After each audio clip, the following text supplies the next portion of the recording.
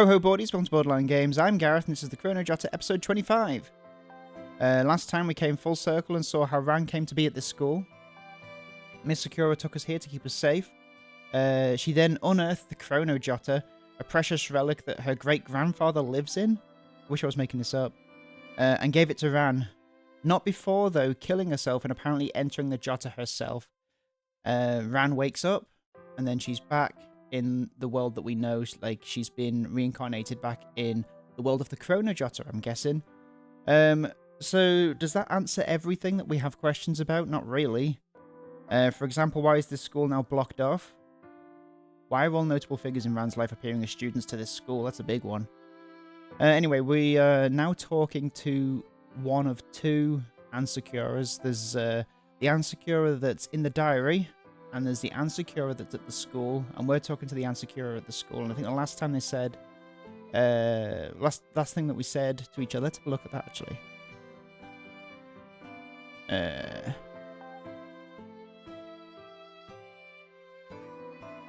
Essentially that this isn't the Ansakura that we know, and the Ansakura that we do know is dead and in the Chrono Jotter.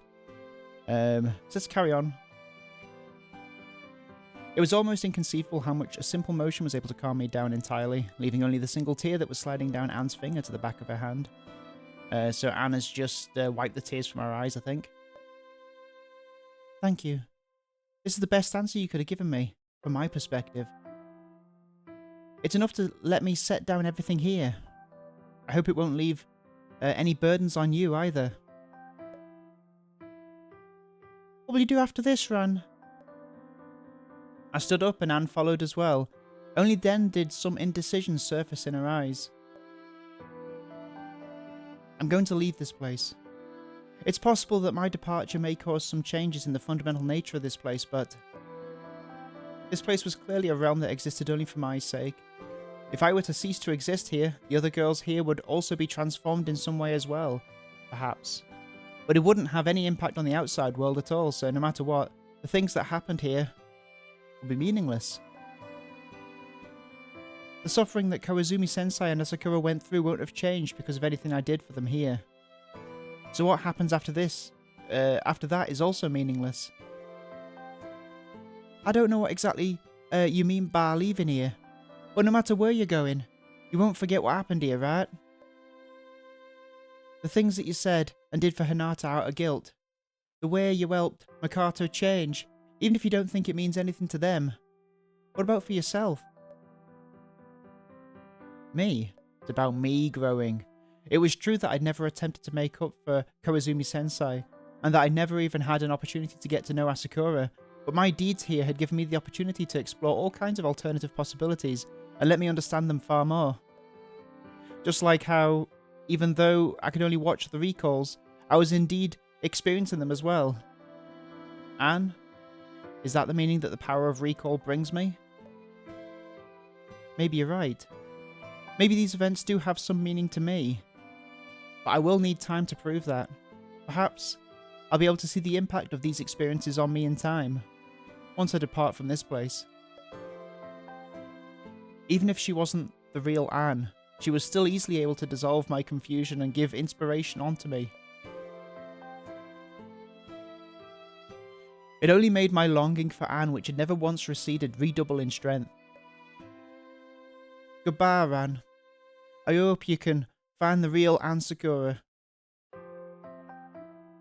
Thank you, Anne. I'm truly very happy that I could meet you in this place. Oh. Okay. Oh, okay.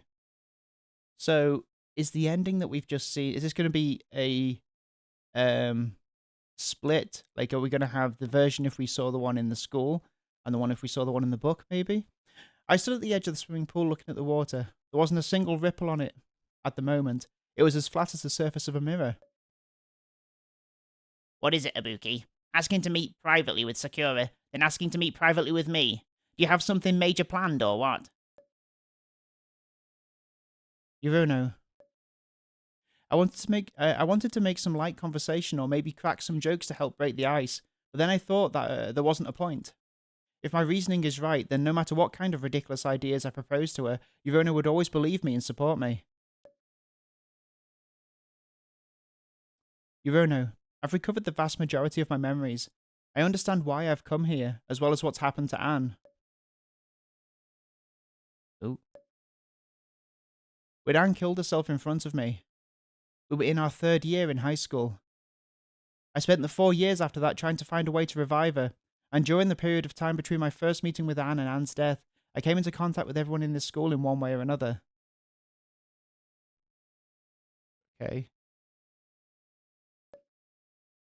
Other than you. So I'm pretty sure that right now, I'm actually 22 and I met you only after Anne died, which is why there's no trace of you in the memories I've recovered thus far. I'll get my tongue in the right place eventually. More importantly, in this 4-year journey, I'm pretty sure you kept me company. We must have spent these 4 years together. Right, okay. As she listened to me speak, Yurona fidgeted with her bracelet. Maybe that was how she showed her nervousness. So, is this, spoilers for Umineko if you've not seen Umineko, is this going to be similar to the ending of Umineko where there's a split decision where you pick magic or, I can't remember what the other option is. We might have to go back to speak to the Anne Sakura in the Jotter, maybe. As she listened to me speak, Yurona fidgeted with her bracelet. Maybe that was how she showed her nervousness. Ibuki, I'll be honest, I don't have a damn clue what the hell you're talking about. All that stuff about being 22 years old, or Sakura already being dead. But it doesn't matter. Yurona smiled at me. Her expression put me at ease.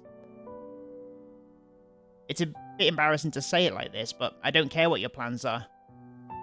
Just tell me what I can help you with, and I'll help you.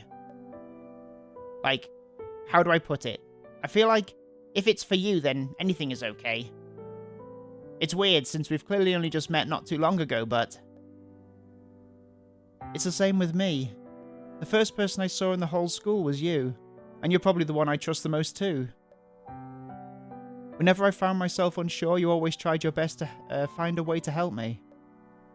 I turned and pointed at the pool and continued. Maybe you don't even like swimming all that much, and you've been spending all your time here to indicate something to me. Now you're just trying too hard. I really do like swimming. Yeah, I guess I could see that. If it's you we're talking about. Yurona walked to my side without speaking. I've had a blast during my time here, all things considered, but it's probably about time that I take my leave. I got to meet the adorable Induro and witness how she discovered the inspiration to write. I got to meet Miho and Aya in their youth and even help them with the relationship issue as a small way to repay them for all the effort they've put into raising me, I suppose. I got to meet a living Asakura, and even though it was only the start, but I was able to touch her heart and understanding how even someone as deep as nihilism as her, understanding how even someone as nihilistic as her can survive so long as they find someone who can give their life meaning. I got to meet a living Asakura, and even though it was only a bit, is that what that means? Yeah, I think so. Yeah, that sentence wasn't written very well. I got a chance to see Koizumi-sensei slowly build her confidence, and even though there's no way I can make up for my past mistakes, I've still been shown a small glimmer of hope. Perhaps if I could enter her life more deeply, there's still a chance I could help Koizumi-sensei become the person she wants to be. And I got to see Anne. I lowered my head and cried quietly. I got to meet Anne. Even though, well, no. It's enough. I felt Yurona put a hand on my shoulder. I raised my own and placed it back on the back of her hand as well. And last of all, there's you. If I've been with you for these last 4 years, then I must trust you a lot. That's the kind of person I am, isn't it? Yuruna nodded, failing to hide a rare touch of gloom in her own expression. I'm looking forward to learning just how we got to know each other. I gave the back of Yurono's hand a pat. Then I bent and stared into the water's surface. As I remembered all the experiences I'd had with everyone here, I reached out and touched the water with a finger. And in an instant, the pool turned into the starry sky. What is this? I was correct then. I'd noticed it that day when I'd helped Yurono clean the pool. Thank you, Yurono. Goodbye. Wait! Yurono grabbed me by my arm, pulled me back from the water. She was very strong and almost caused me to fall. Sorry. It's fine, what's up with you? I don't know, but you... Can't you just stay here? See, I'm here. Anne's here. Everyone else is here too, aren't they? I can keep cooking your favourite foods for you. And you can stay and here and keep playing detective games. Right? Yurono, don't say something like that. I took a step backwards, shrinking away from her, tears beginning to form in my eyes again. If I stayed here, time would surely progress as usual. We'd graduate from this school and go to some city or other, and slowly grow up and eventually grow old. And I'd definitely get to be with Anne for all that time. A future like this would be absolutely wonderful, but it's not one I can choose. It's a future where only I get to be happy. I bent over and cried until I couldn't breathe anymore.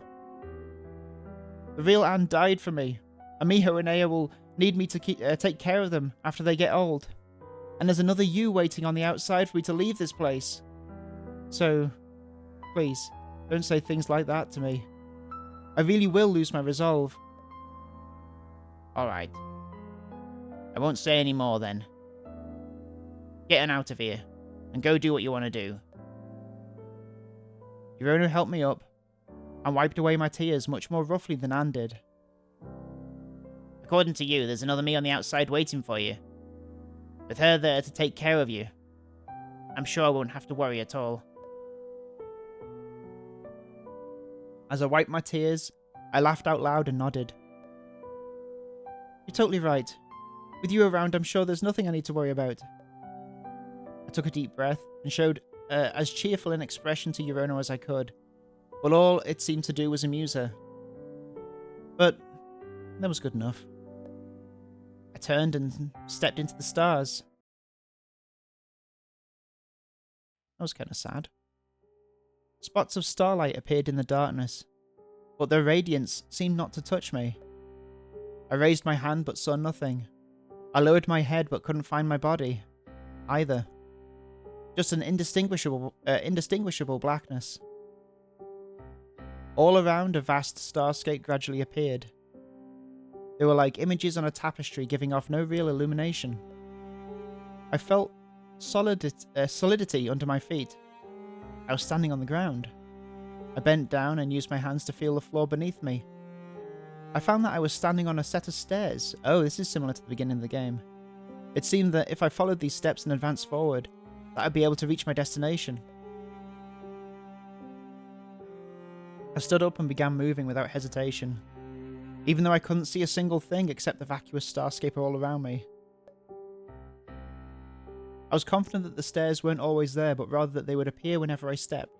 My footsteps echoed, but besides that, no other sounds could be heard. I couldn't even hear the sounds of my own breathing. Just how much longer did I have to walk? I wondered, but felt no tedium. Because I could see the ever-shifting galaxies before me, and watch strange stellar bodies known and unknown to me in their processions. Here, perhaps, I could see the entire cosmos. If I turned and headed towards one of those distant stars, would I arrive there instead? Oh, so it is Anne Sakura. Okay. Ranabuki. The voice of the notebook rose in my ear. She was warning me, reminding me not to forget the conditions that could cause me to become the mother of humanity. Okay. It's okay. I concentrated my attention to my feet and tried to run downwards. Soon I'd left the stars behind, high up in the sky where they belonged.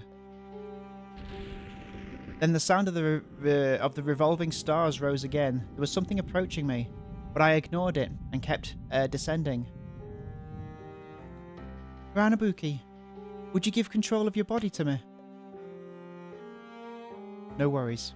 I'll handle it. Whoa, look at that little eye. Something massive appeared at my side, its head taking up nearly my entire field of vision. It had no ocular organs, but it was quite obvious that it was watching me. Why do you insist on departing?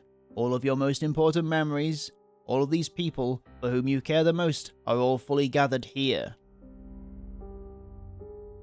The intellectual games of which you are so fond, and a life balanced on the edge of danger and excitement, how can you yet remain dissatisfied? And Sakura, she too is in this place.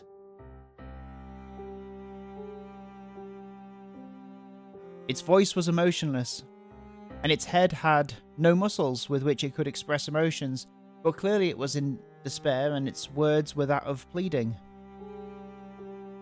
Thank you for letting me see Anne, and letting me confirm again the strength of my feelings. I have to leave this place and keep searching for a way to bring Anne back, no matter what. I implore you to help me escape the path of the lost. Is that what that says? Lost or last? I think it's lost, right?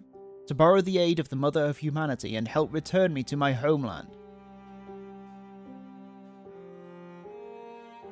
I looked up at the entity's core, at the spiral galaxy contained therein, and thought that I saw that it had an expression similar to mine. Perhaps it's always been trying to convey its feelings, just in a different way from what we were used to.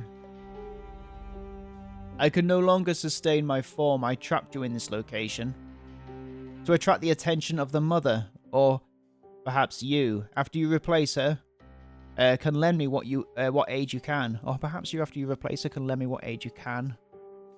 Oh, okay. The Mother won't bother herself with me. She has far too much time, and can afford to keep waiting as long as she needs.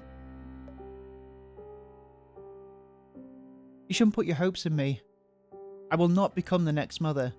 You should wait for the next beloved child. What if becoming the mother would allow the revival of Anne Sakura? Well, that's just reversing the means and ends. What I need is not just a living Anne Sakura, but to be able to be together with Anne.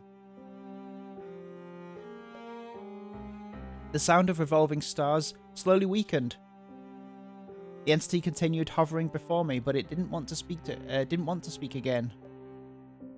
Soon, spots of starlight began appearing before me again in the darkness, but different from before. I felt like my whole body was soaked with water, as though I was under the sea, not interrupting my ability to breathe easily, of course. It seemed as though I would arrive soon. Would you tell me your name? I have no name that your language can speak. From the mouth of the first human I encountered, I learned of the true nature of your language. He named himself a poet of Thrace, and sang for me, but he bestowed me no name upon me. Poet of Thrace? I see. I'll come up with a name for you. No matter what, don't forget me. If you possess the power, then please help me. I won't. Help you, that is. Thank you for giving me the chance to meet them.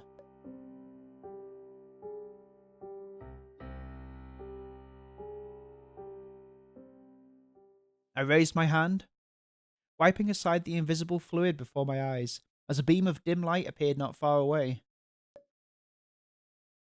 This beam of light shone on me in truth by its luminance. I could see my fingers. It was real light. I couldn't help but speed up and run forwards, reaching out and frantically brushing aside the rest of the star-draped fluids. Suddenly, I couldn't help but cough, as my previously free breathing suddenly came obstructed. I reflexively opened my mouth, but only felt water rushing down my throat. I realized that I was experiencing asphyxiation. No, drowning. I raised my hands trying to find the surface of the water to take a breath, but all of these efforts were met with failure. I struggled, accompanied only by the sound of the bubbles. No, there was another sound. Ibuki! I reached desperately towards the sound. By then, the water in my trachea had almost reached my lungs, filling me with torment. At the same time, the starscapes that could be seen through the fluid finally began to recede from my field of vision, leaving only infinite darkness around me. Don't panic. I've got you. From my wrist, I felt the firm sensation of contact, and of course something solid but engraved. Why did I say of course? And of something solid but engraved rubbing against my skin. Oh, okay. It's a snake eating itself. We did see that in one of her drawings, I think, when she was solving one of the crimes. That was Sakura's, right? Or is it Sai? Whatever. No, not Sakura. Sai Yurono. So this has got to be Sai. I'm going to pull you out now. I'm assuming. I was dragged by the force on my wrist forwards at incredible speed. I felt the water slicing past my face, which explains why she's by the pool all the time because, I don't know, she's supposed to be the lifeguard that's saving me? I don't know. The pain on my skin at the moment made me feel as though I was being newly born. After that, I seemed to break through some kind of membrane, finally fresh oxygen appearing before me at last, forcing away the fluids preventing me from breathing. Taking deep breaths, I looked around, trying to figure out where I was. We're by the little tunnel again. You're... Yurono. A Yurono who was clearly a few years older was standing before me. Oh wow. She embraced me with joy and surprise on her face. Are you okay? Yurono. So that's how... I remember everything now. Eh? Oh, so you lose your memories once you go inside, huh? But it was pretty fast, all things considered. Only took you about 3 hours to come out. I was all but ready to pitch a tent to wait for you and everything. I looked up. The sky was dark, and the stilling rains were falling, as was entirely reasonable. Yurono hadn't got wet from the rain. It seemed like the bracelet was still working properly every time it rained. I always wondered whether the bracelet would decide to betray us. Yurono hadn't gotten wet from the rain. It seemed like her bracelet was still working properly every time it rained. I always wondered... I was worried about whether the bracelet would decide to betray us. What such a weird way of... Okay, whatever. Yurono, can you help me up? My legs are a bit sore. No problem. Here we go. Yurono pulled me free from the space-time egg, and then let go before immediately embracing me at the waist and lifting me into her lap. So, how was it? You feeling okay? I shook my head and clung to her neck. I met the youth from high school while I was in there. Yurono nodded as she cleaned my hair with one arm. Yeah. So, about the way I looked when we first met? I was still in high school back then. Well, you'd already graduated. She looked around before gently giving me a pat on the back. Not seeing Sakura anywhere. No good on this one either. Oh, so we're looking through the different eggs to try and find Sakura. I clutched at Yurono's back, trying to hold the tears back. Oh. I saw her. She was really a lot like Anne, you know, but she wasn't the same person. I see. Yurono pressed the back of my head to her shoulder with gentle force, her way of indicating that I should relax. She never asked unnecessary questions and didn't spend a lot of words on reassuring me. It might have seemed a bit cold of her, but I knew that she could always understand how I felt. And you still managed to make the decision to leave? Huh. It must have been hard. Forget this for now. Let's go back to the hotel and take a break. Then you can tell me the things you saw. I nodded, feeling a lot better already, and stood up straight, leaving Yurono's grasp. Yurono, by the way, how's your little sister doing? Yorona was about to go wheel her parked motorcycle over, but she paused in her tracks when she heard me asking about her little sister. Why are you bringing that up now? After I entered, my memories were heavily scrambled. I wanted to make sure that my understanding of the past is still aligned with yours. Oh, well, you helped cure her, remember? Now she's able to see things other than myself again. Her illness has stopped worsening, and I'm sure one day she'll get better for good. That's good then. Yorona took a quick step in and leaned an arm on my shoulder. What, you worried that I'll stop hanging out with you once my sister's fully cured? As if. Relax. Since I promised I'd repay for your help, I'm sticking with you until you get Sakura back. Of course I trust you. I know you'll always look out for me. Yorona shied back away from me, as though she'd seen something disgusting and shrunk her shoulders in. Ibuki, your heartfelt confession is making my skin crawl, you know that? What? No. Just go get your bike already. Yorona laughed as she jogged towards her motorcycle. I took the opportunity to open the notebook and turned it to a page where I kept notes about useful leads on reviving the dead. Let's scratch the Thanatotic Muse off. As soon as I said that, a line drew itself across the Thanatotic Muse entry on its own. It was fine. There was still plenty of leads to follow up on. Lots of hope left. Just then, Yorona pulled her motorbike up next to me and spoke.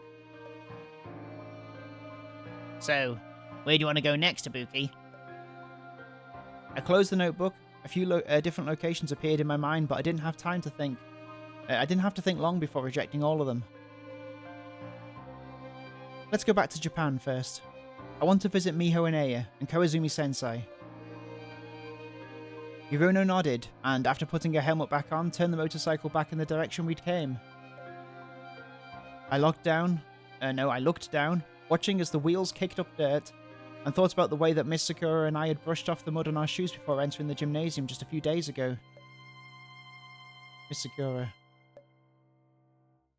Supporting myself on Yorona's shoulders, I hopped on the back seat of the motorcycle and hugged her waist tight. The heat of the motorcycle engine and the warmth of Yorona's back filled me with courage. I turned my head and looked back at the giant mass which stretched the length of the coast. Compared to its size, the storms were nothing but a thin veil. The rainwater and my tears forced me to narrow my eyes, but I still wanted to get a good look at it before I departed, so I pulled up my shoulder, wiping my face on the water-resistant fabric to clear my vision. Goodbye, Enduro Asakura. Anne.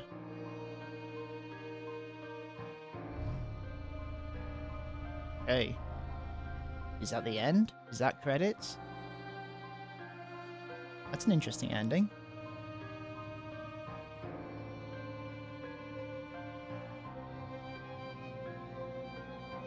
Does seem like a climax of sorts. Interesting.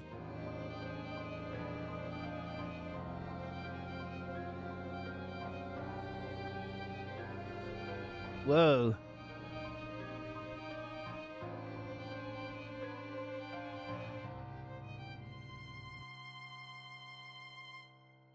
Weird. So I guess it wasn't all in her head then.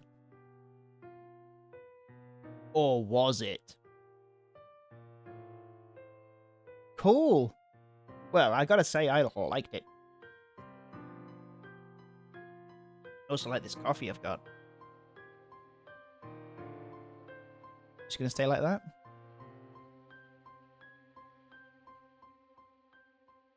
So is that the true ending, or is there a different ending if I pick the other one? Interesting. Is there a secret bit? Secret bit? I guess not.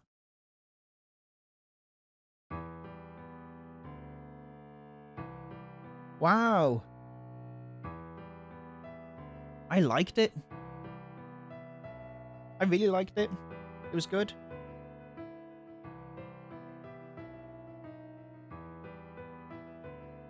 Let's have a look. The Chrono Jotter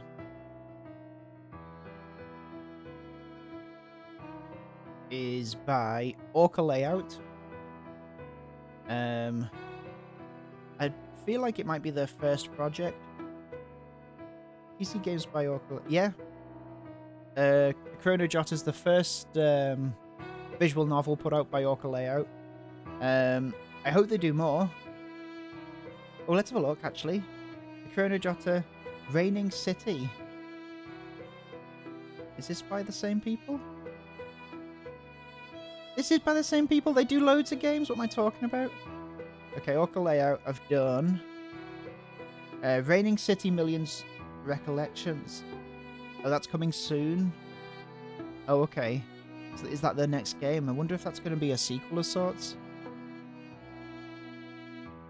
Let's have a look. One night, Luxian woke up soaked in blood, a mysterious black hole in the palm of her hand, and millions pouring out that hole like an unstoppable fountain of wealth. Still in shock, Luxian has to evade the monsters that rush to her and her new riches. Okay. Well, I'm still going to follow that and see if that turns out to be good. I might do another episode of Chrono Jotter as well to see the ending that I might have missed out on. And if it is, I'll either make a new episode if it's long enough, or maybe I'll tag it on the end of this. So now we're going to go to Ansakura in the notebook and see if we get something else. So let's do that.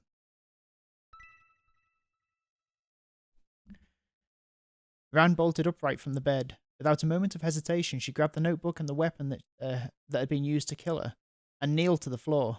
Oh, she's going to kill herself? Okay. Miss Sakura, I'm coming to see you now. With her right hand, so this has got to be the bad ending, surely. She held the blade to her neck and pressed it in abruptly with her left. Ran performed the same act that I'd done when I entered the notebook, and severed her own neck artery, letting the blood pour out towards the notebook. Miss Sakura, I'm coming. Coughing up blood, Ran dropped the knife to the floor with her blood-red fingers. She incessantly stroked the pages of the notebook. Soon, I'll be able to see you. In here. Her blood was entirely absorbed by the notebook. After a few minutes, her body lost its strength and collapsed into a puddle of blood, and she died once again.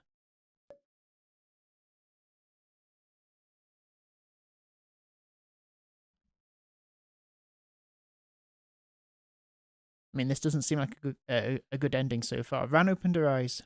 She was lying in her dorm room's bed with all the other students surrounding her in her room. Ibuki-san, what happened? We were all shocked when we saw at the morgue that you'd killed yourself. If you really want to imitate me, I'd recommend you wait until you draw the culprit card yourself. Ranabuki was stunned. She looked all around herself before finally settling on Anne's face. It was at this point that I realized with astonishment that I could no longer perceive Ran's thoughts anymore. Her internality was nothing but dead stillness. I'm fine. I must have been overwhelmed by the memories of how I died the first time. Miss Sakura, are you all right? I'm all right, of course. You?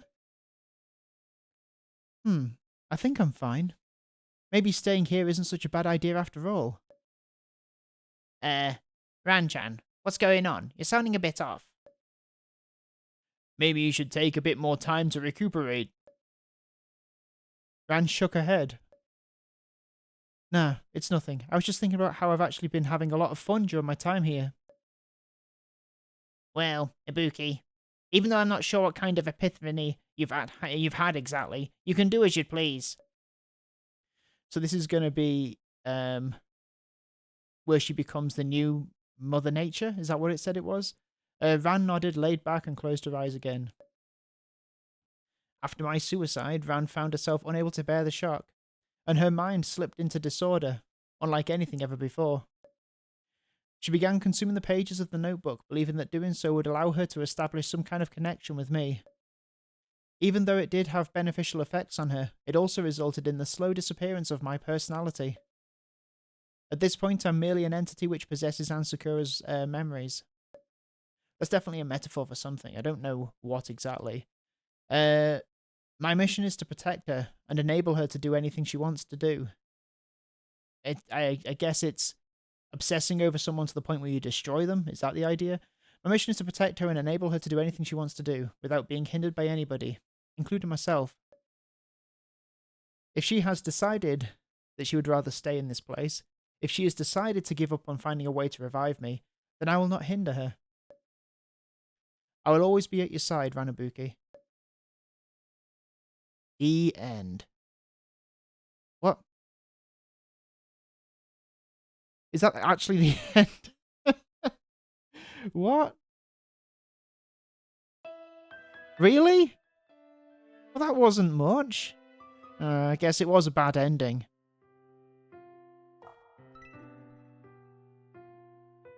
Alright, well, I guess this is just going to be tagged on to the end of the last episode when it goes up on YouTube. Thanks for watching this. This was a good game. I really enjoyed it. It kept me guessing all the way to the end. Okay. Orca layout, there they are. Okay, so let me know what you thought of the Chrono Jotter. Let me know if you think I should play any more Orca layout games. And I will see you next time on Borderline Games. Thank you so much for watching. I'll see you later. Have a good evening. Boy, boy.